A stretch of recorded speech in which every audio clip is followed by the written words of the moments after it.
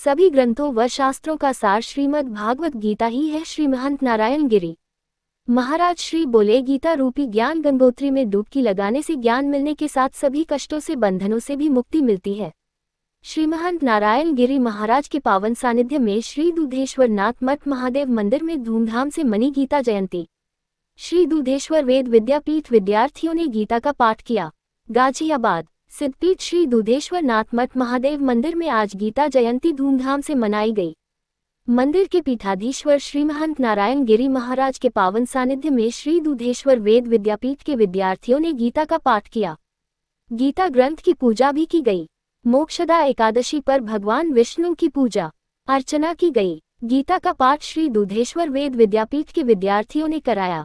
श्री महंत नारायण गिरी महाराज ने कहा कि भारतीय संस्कृति में गीता का स्थान सर्वोच्च है।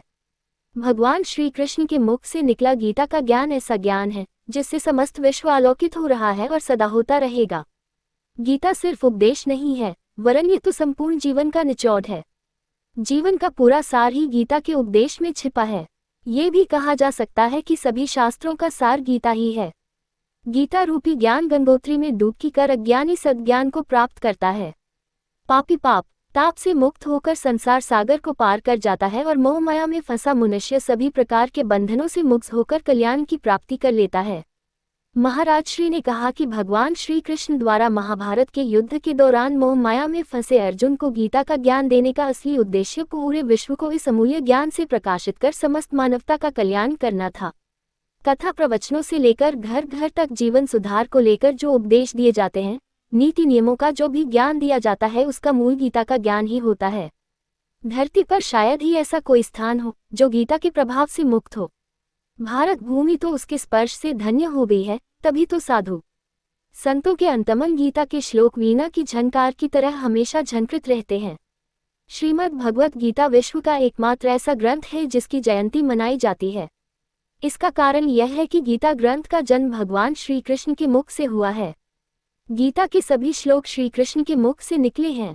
श्री महंत नारायण गिरी महाराज ने कहा कि भगवान श्री कृष्ण ने शुक्ल पक्ष की एकादशी, जिसे मोक्षदा एकादशी भी कहा जाता है, के दिन ही अर्जुन को गीता का उपदेश दिया था। इसी कारण मोक्षदा एकादशी पर गीता जयंती भी मनाई जाती है। इस दिन उपवास कर भगवान विष्णु की पूजा अर्चना करने से भगवान विष्णु की कृपा से सभी दुख कष्ट व बंधन से छुटकारा मिलता है और सुख सौभाग्य की प्राप्ति होती है। मोक्षदा एकादशी पर गीता का पाठ पढ़ने से दुख व कष्ट दूर होने के साथ सुख सौभाग्य की प्राप्ति होती है और पूर्वजों को भी मोक्ष मिल जाता है।